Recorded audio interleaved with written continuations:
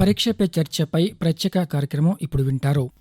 పరీక్షల సమయంలో విద్యార్థులు ఒత్తిడిని జయించి ఆత్మవిశ్వాసంతో ఉత్తమ ఫలితాలు రాబట్టడానికి పరీక్షపై చర్చ 2025 కార్యక్రమంలో ప్రధానమంత్రి నరేంద్ర మోదీతో సహా వివిధ రంగాలకు చెందిన ప్రముఖులు విద్యార్థులకు పలు సూచనలను, మెళకువలను అందిస్తున్నారు.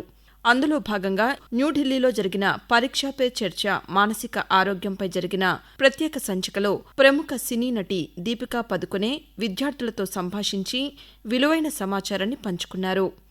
ముందుగా ఈ కార్యక్రమంలో తన చిన్ననాటి జ్ఞాపకాలను గుర్తు చేసుకున్నారు.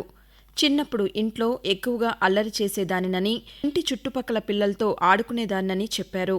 ఇది తనకు మానసిక ఉల్లాసాన్ని కలిగించేదని, పాఠశాలల్లో సైతం క్రీడల్లో చురుగ్గా పాల్గొనేదాన్నని విద్యార్థులకు తెలియచేశారు.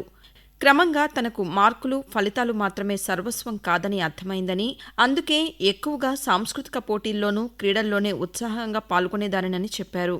తన తల్లిదండ్రులు సైతం దీపికా పదుకొనె ఆసక్తి, అభిరుచులను గుర్తించి ప్రోత్సహించేవారని తెలిపారు. ఈ ప్రోత్సాహం తనను తాను మరింత మెరుగుపరుచుకోవడంలో ఎంతో దోహదపడిందని విద్యార్థులతో పంచుకున్నారు. తన విద్యాభ్యాసంలో గణితం అంటే చాలా భయం ఉండేదని, దానికి సంబంధించిన పరీక్షలను ఎదుర్కొనేటప్పుడు చాలా ఒత్తిడిని ఎదుర్కొనేదానని చెప్పారు. ఈ ఒత్తిడిని జయించడానికి పరీక్షకు ముందుగా సంసిద్ధమవటం, పరీక్ష ముందు రోజు రాత్రి ఇష్టమైన వ్యక్తులతో మాట్లాడడం వల్ల ఒత్తిడిని క్రమంగా జయించగలిగేదానని చెప్పారు. తన జీవితంలో ఒకానొక సమయంలో తీవ్ర నిరాశ, నిస్పృహలకు గురయ్యానని, దాని నుంచి బయటపడటానికి తన తల్లి తనకు ఎంతో సహాయం చేశారని అన్నారు.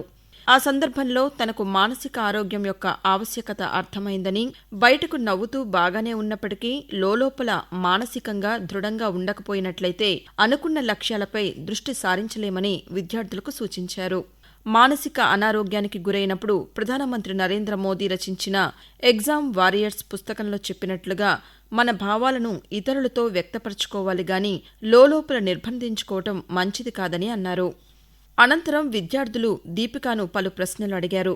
చదువుకునేటప్పుడు ఉపాధ్యాయులు గాని, మన చుట్టుపక్కల వారు కానీ ఎక్కువ మార్కులు సాధించాలని మనల్ని ఎక్కువగా ఒత్తిడి చేసే సందర్భాలను ఎలా ఎదుర్కోవాలని ఒక విద్యార్థి అడిగిన ప్రశ్నకు దీపికా పదుకొనె ఈ విధంగా సమాధానమిస్తూ, I think focus on the things that you can control.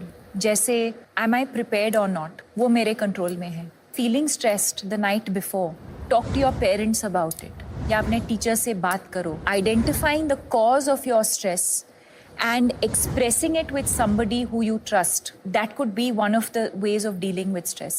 क्या मैं मेडिटेशन या थोड़ा सा एक्सरसाइज कर रही हूँ, वो मेरे कंट्रोल में है. మానసికంగా ఆరోగ్యంగా ఉండాలంటే ఏం చేయాలని మరో విద్యార్థి అడిగిన ప్రశ్నకు ఆమె బదులిస్తూ, నిద్ర మన ఆరోగ్యానికి చాలా కీలకమని, రోజువారీ జీవితంలో సరిపోయేంత ప్రశాంతమైన నిద్ర మానసిక ఆరోగ్యంలో కీలక పాత్ర పోషిస్తుందని పేర్కొన్నారు.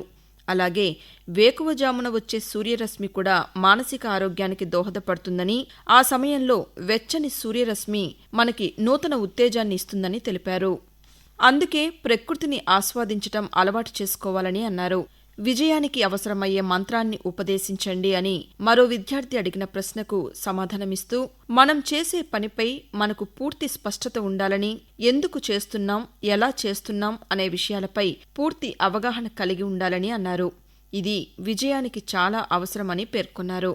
మరొక ప్రధానమైన విషయం, నేను చేయగలను అనే విశ్వాసం చాలా ముఖ్యమని, అనుకున్న పాఠ్యాంశాలను నేను సంపూర్ణంగా అర్థం చేసుకున్నాను. పరీక్షల్లో వాటిని రాయగలను, ఒకవేళ ఓటమి పొందితే నేను దాని నుంచి బయటపడగలను అనే ఆత్మవిశ్వాసంతో ముందుకు వెళ్లాలని సూచించారు.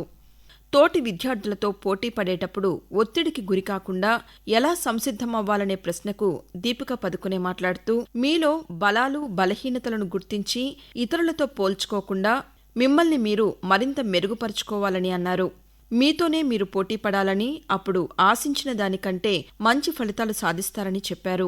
ఏ విషయంలోనైనా సానుకూలంగా స్పందించటం, ఓపికను ప్రదర్శించటం, ముందుగా సంసిద్ధమవ్వటం వంటి లక్షణాలను అలవర్చుకుంటే పరీక్షల్లోనే కాకుండా జీవితంలోనూ మెరుగ్గా రాణిస్తారని దీపికా పదుకొనె ఈ సంభాషణను ముగించారు. పరీక్ష పే చర్చపై ప్రత్యేక కార్యక్రమం ఇప్పటి వరకు విన్నారు. సమర్పణ ప్రాంతీయ వార్తా విభాగం, ఆకాశవాణి విజయవాడ కేంద్రం.